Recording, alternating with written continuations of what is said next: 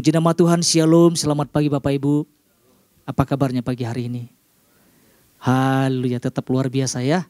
Kita percaya Tuhan baik, amin. Tuhan setia di dalam kehidupan setiap kita. Pagi hari ini Bapak Ibu kita akan belajar bersama-sama. Kita akan menangkap apa yang menjadi pesan Tuhan buat setiap kita. Saya percaya setiap kita antusias, amin. Haleluya. Pesannya ini Bapak Ibu, pesannya gini. Bersukacitalah di tengah berbagai keadaan yang dialami. Ini sesuatu yang luar biasa Bapak Ibu ya. Bersukacitalah di tengah berbagai keadaan yang dialami. Ya.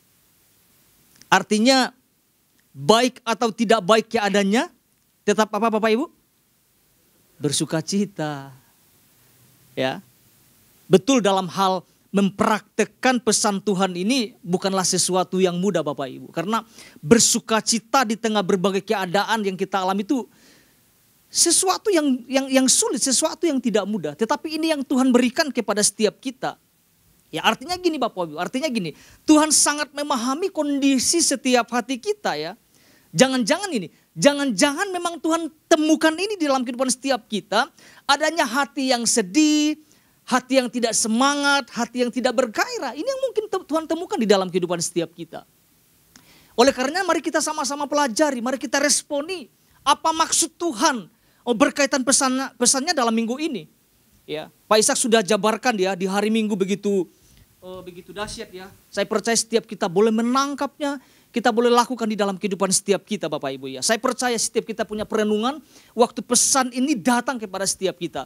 Saya nggak akan panjang-panjang lebar Bapak Ibu, saya akan langsung kepada inti pesan Tuhan. Karena ini yang jauh lebih penting yang kita boleh sama-sama kita tangkap, karena ini yang Tuhan sampaikan. Nah, kita sama-sama lihat Bapak Ibu ya. Enggak semua saya bacakan. Apa yang Tuhan sampaikan, ini sama-sama kita tangkap. Dikatakan gini, Tuhan mengetahui kondisi hati setiap umatnya. Kalau dikatakan umatnya siapa saja Bapak Ibu? Kita semua, betul ya. Dikatakan kalau pesannya dikatakan bersukacitalah di tengah berbagai keadaan, maka sepertinya Tuhan mendapati adanya kondisi-kondisi hati yang belum terlalu mengalami sukacita akibat berbagai keadaan. Berbagai keadaan Tuhan sampaikan gini Bapak Ibu. Ada ketidaktenangan yang disadari maupun yang tidak disadari. Ada kesedihan yang berlarut-larut tanpa tahu persis penyebabnya. Atau mengkhawatirkan sesuatu yang sebetulnya tahu bahwa tidak perlu dikhawatirkan. Itu kurang kerjaan namanya Bapak Ibu ya. Betul ya. Namun dikatakan khawatir.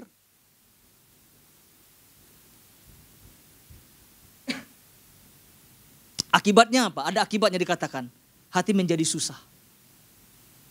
Dan lain sebagainya. Ini yang sama-sama kita tangkap Bapak. Ini yang Tuhan temukan di dalam kehidupan setiap kita. Saya percaya kita akan mengalami kemenangan ketika Tuhan berbicara berdasarkan pesan ini Bapak Ibu ya. Masih ada lanjutannya. Kabar baik yang dikatakan ini kabar baiknya. Kabar baiknya adalah Tuhan lewat pesannya ini mau memulihkan, katakan mau memulihkan. Tuhan mau memulihkan setiap kita. Bahkan melindungi kondisi setiap anak-anaknya. Ini luar biasa Bapak Ibu ya. Tuhan hibur kita, Tuhan beri kekuatan buat setiap kita. Karena di dalam sukacitanya, apa yang Tuhan katakan, ada kekuatan Tuhan. Yang sangat luar biasa, yang Tuhan siap alirkan dalam kehidupan setiap kita. Katakan amin Bapak Ibu. Puji Tuhan. Supaya kita tidak tersesat Bapak Ibu ya. Kita lihat dasar firman Tuhannya, Nehemia pasal 8 ayat 11.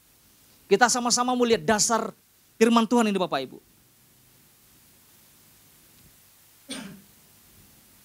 Puji nama Tuhan. Firman Tuhan berkata gini Bapak Ibu. Lalu berkatalah ia kepada mereka. Pergilah kamu, makanlah sedap-sedapan dan minumlah minuman manis dan kirimlah sebagian kepada mereka yang tidak sedia apa-apa. Karena hari ini adalah kudus bagi Tuhan kita. Mari kita perhatikan bersama-sama bagian akhir ini. Jangan kamu apa?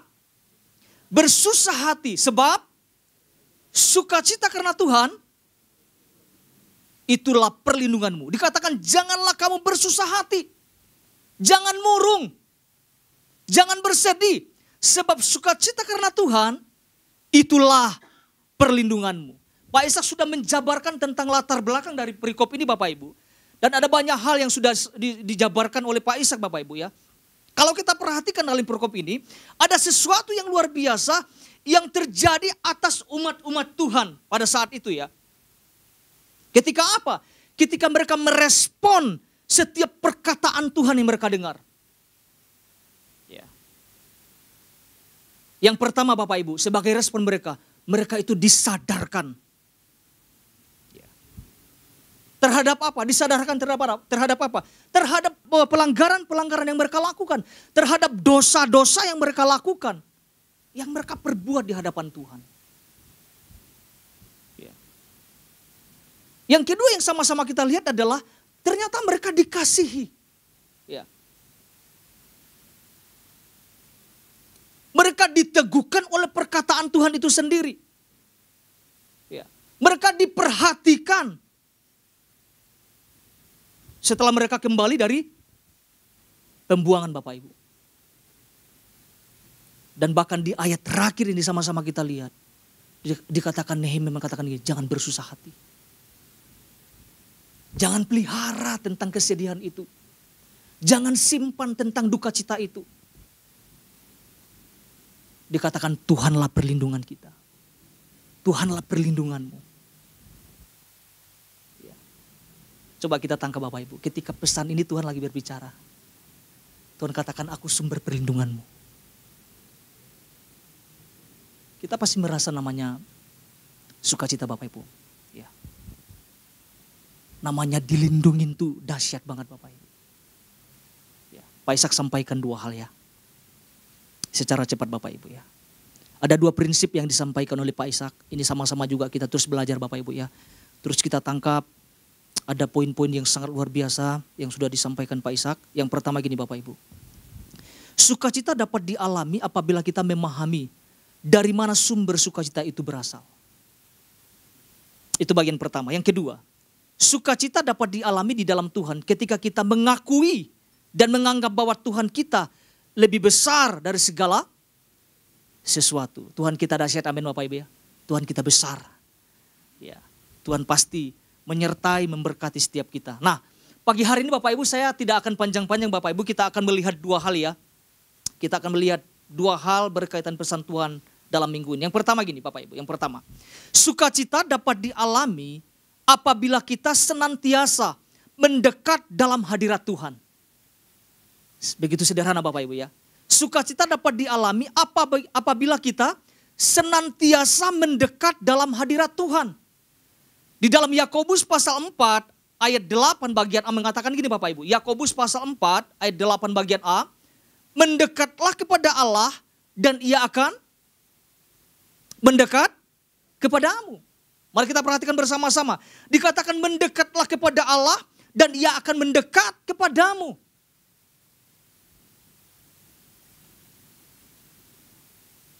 Bagaimana kita bisa mendapatkan sukacita di dalam Tuhan jika kita menjauh dari Tuhan? Ya, kalau kita jauh Bapak Ibu, sumber sukacitanya kita nggak dapat.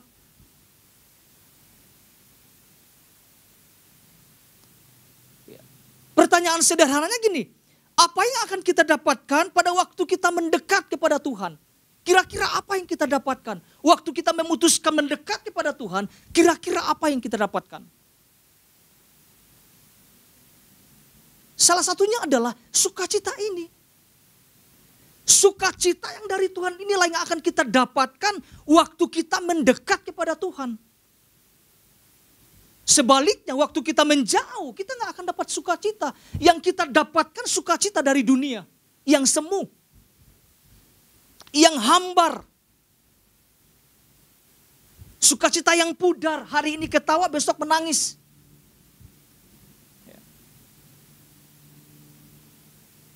Dunia bisa memberikan sukacita gak di dalam kehidupan setiap kita? Oh bisa, tetapi sangat terbatas itu. Hari ini kita boleh senang, besok belum tentu. Tetapi kalau sukacita dari Tuhan, itu akan terus meluap, berkobar-kobar di dalam hati anak-anak Tuhan. Tetapi ada syaratnya, waktu kita mau mendekat kepada Tuhan di dalam hadiratnya. Di hadirat Tuhan itu ada segala sesuatu yang kita butuhkan. Mari kita lihat dasarnya Bapak Ibu. Nehemia pasal 8 ayat 10 Nanti kita juga lihat ayat 12 sampai 13 Bapak Ibu ya. Oke, puji Tuhan. Ayat 10 berkata gini. Lalu Nehemia, yakni kepala daerah itu, dan Imam Ezra, ahli kitab itu, dan orang-orang Lewi yang apa? Mengajar orang-orang itu, berkata kepada mereka semuanya, hari ini adalah kudus bagi Tuhan Allahmu. Jangan kamu berduka cita dan menangis. Karena semua orang itu menangis ketika mendengar apa Bapak Ibu? Kalimat-kalimat Taurat itu. Kita lihat ayat 12 Bapak Ibu. Juga orang-orang Lewi menyuruh semua orang itu supaya diam dengan kata-kata. Apa yang firman Tuhan katakan? Tenanglah ya. Tenanglah, hari ini adalah kudus. Jangan kamu bersusah hati. Ayat 13. Puji Tuhan. Dikatakan, maka pergilah semua orang itu untuk makan dan minum. Untuk membagi-bagikan makanan dan berpestaria.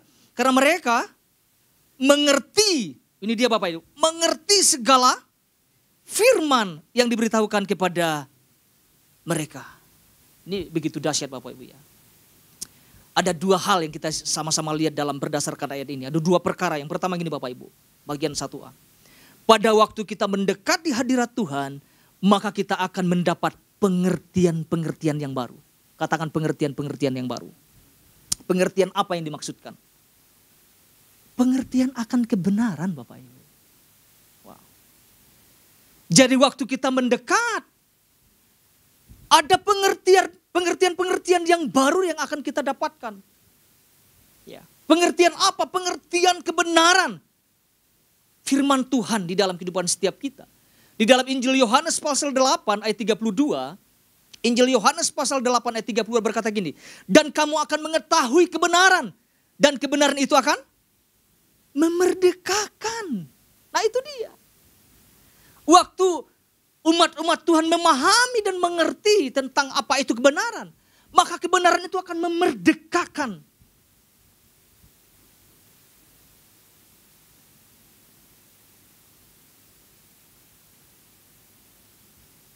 Memerdekakan dalam segala apa yang dimaksudkan? Dalam hal apa yang dimaksudkan? Dalam segala beban mungkin yang kita jalani.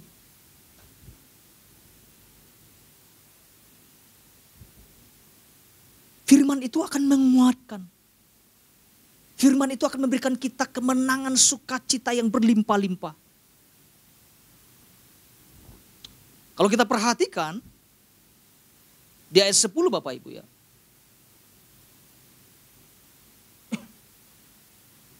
Dalam pasal 8 ya. Diterangkan ada orang-orang yang terlibat untuk mengajarkan firman. Lewat firman itulah, lewat perkataan-perkataan yang disampaikan itulah yang akan menghibur setiap kita sebagai anak-anak. Namun bagaimana kita bisa dihibur kalau kita menjauh dari Tuhan? Kita jauh dari pesan-pesan yang Tuhan sampaikan, dari pengajaran-pengajaran yang kita terima. Ada Nehemia, orang Lewi, ada Ezra yang terus menyampaikan, yang terus mengajarkan, yang terus menyuarakan kabar baik, pesan Tuhan. Di dalam kehidupan umat-umat Tuhan pada saat itu. Itu dahsyat banget Bapak Ibu. Dan kita bisa melihat apa respon mereka waktu mereka mendengar perkataan Tuhan. Selain mereka ditegur, mereka dikuatkan Bapak Ibu. Selain mereka disadarkan, ada sukacita yang terus mengalir di dalam kehidupan mereka. Ada pemulihan yang terjadi atas hidup umat-umat Tuhan. Bagaimana dengan kehidupan setiap kita Bapak Ibu? Ketika Tuhan mengatakan bersukacitalah, apa respon kita? Itu sangat penting.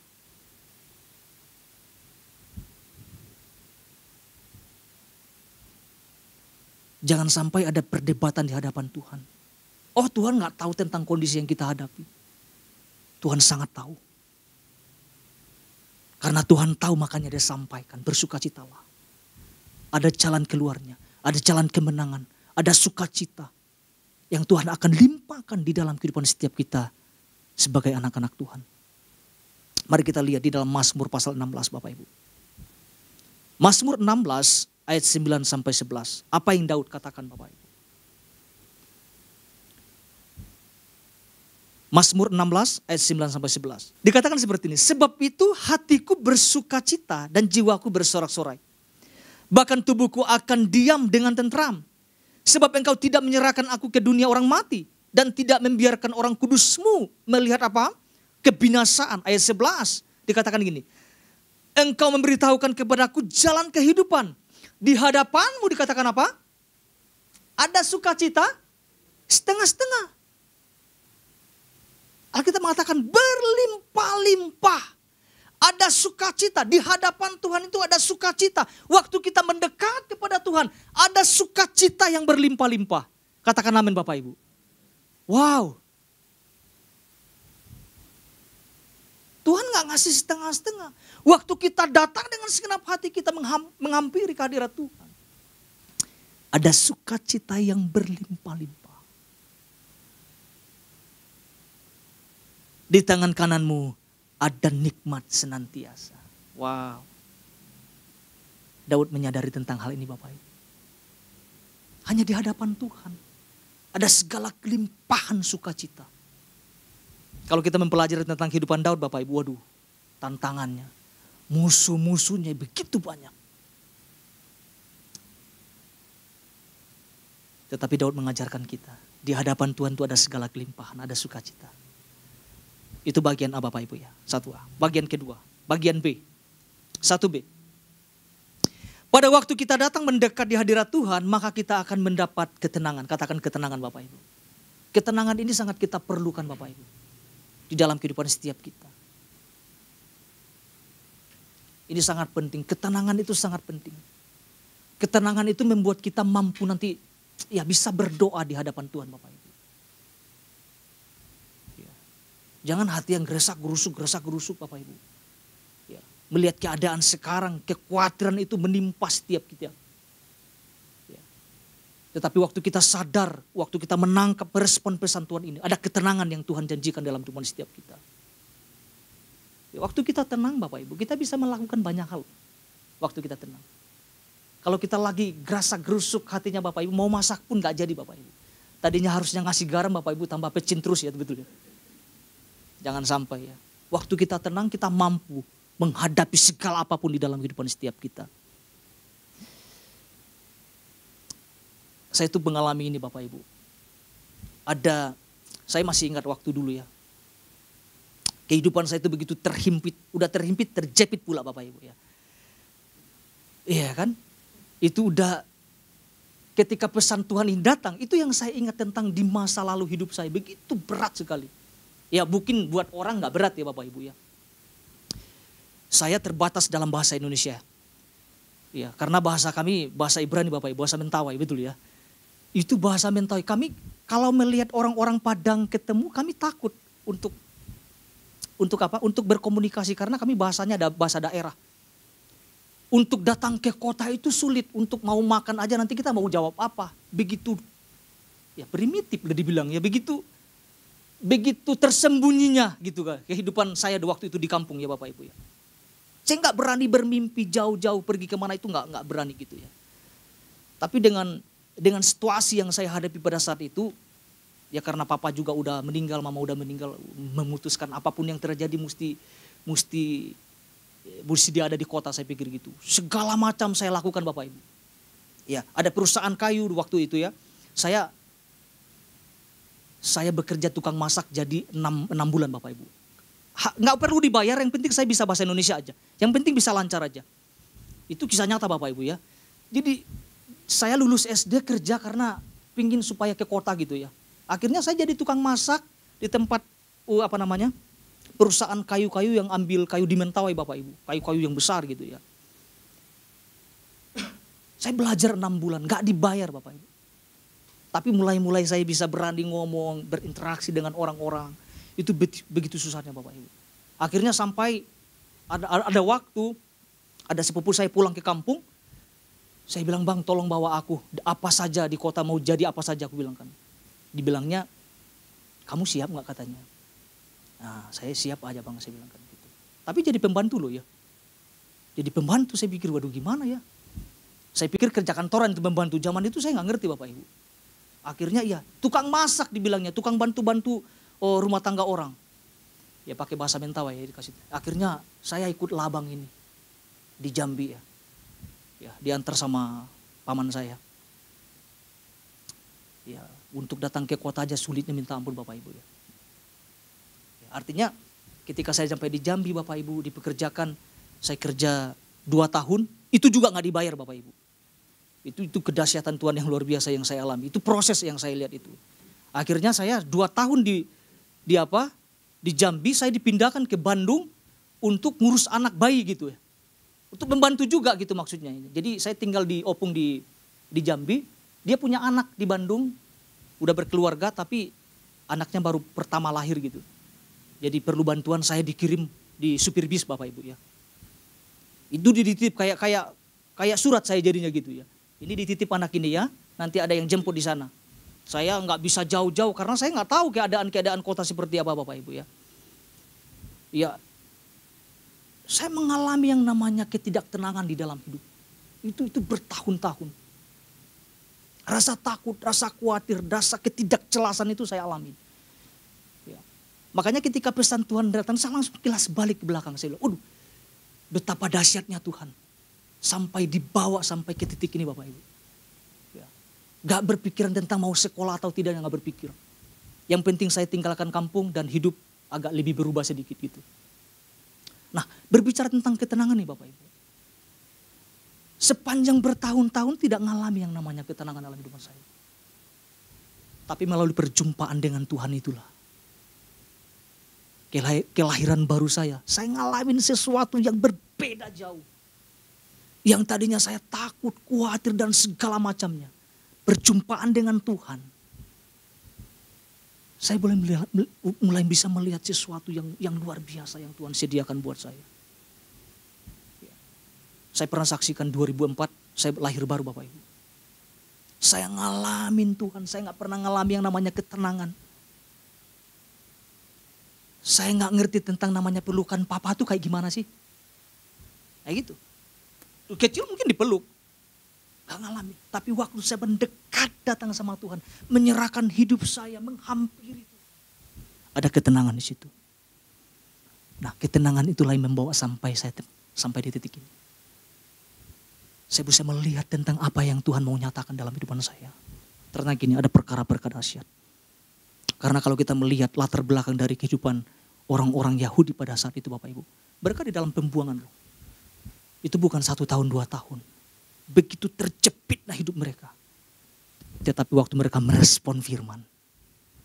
Ada ketenangan yang Tuhan janjikan. Ada perlindungan Tuhan yang luar biasa di dalam kehidupan mereka.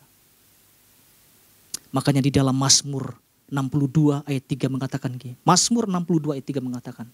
Hanya dekat Allah saja aku tenang. Daripadanya lah keselamatanku. Hanya dialah gunung batuku dan keselamatanku. Kota bentengku.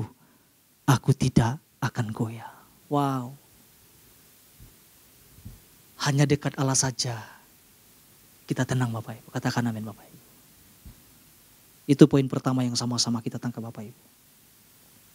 Yang kedua Bapak Ibu. Secara cepat saja Bapak Ibu. Yang kedua gini Bapak Ibu. Sukacita dapat dialami apabila kita memutuskan untuk terus berjalan bersama Tuhan. Poin penting yang saya mau sampaikan, berjalan bersama Tuhan Bapak Ibu. Ya. Sukacita dapat dialami apabila kita memutuskan untuk terus berjalan bersama Tuhan. Kalau kita menyadari ini Bapak Ibu ya, kalau kita sadari ini dengan siapa kita berjalan, maka tidak ada alasan untuk setiap kita untuk tidak bersukacita.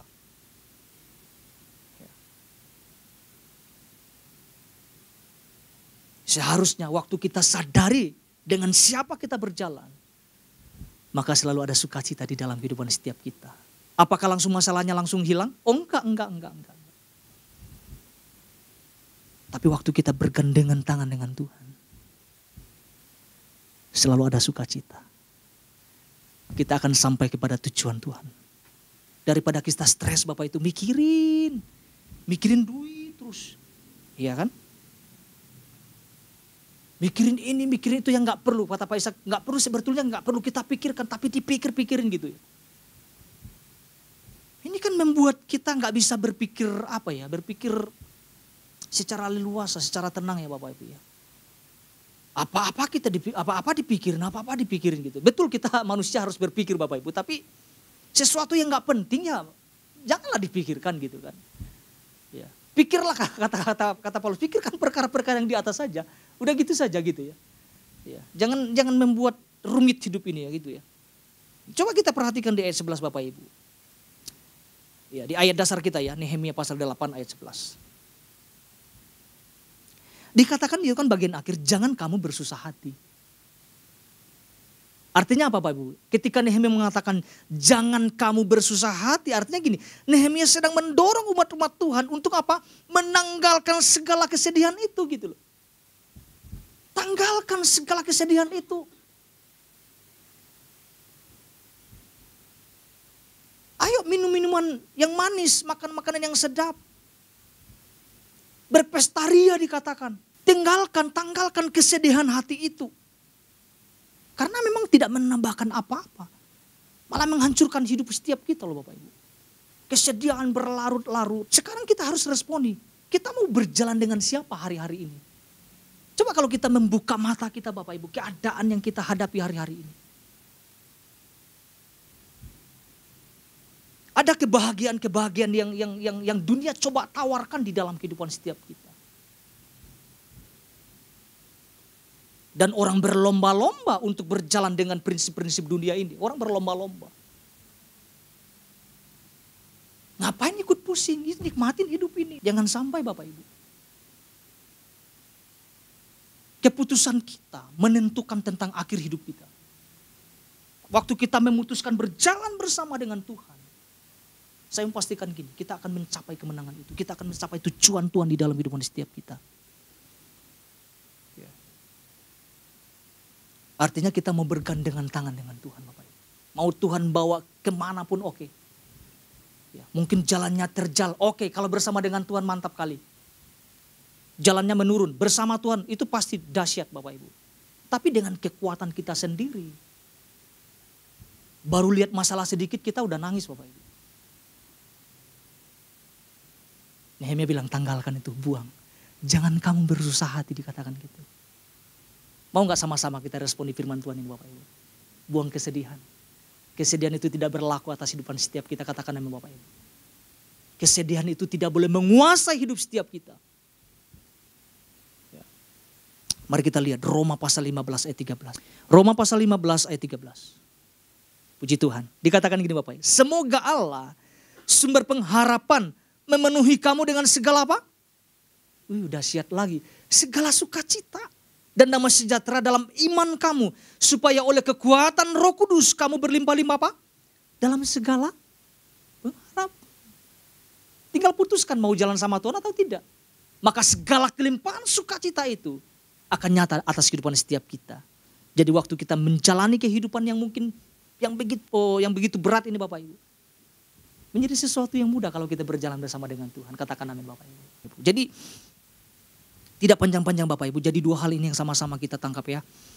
Dua hal ini, yang pertama sukacita dapat dialami apabila kita senantiasa mendekat dalam hadirat Tuhan. Yang kedua sukacita dapat dialami apabila kita memutuskan untuk terus berjalan bersama Tuhan. Tuhan Yesus memberkati setiap kita.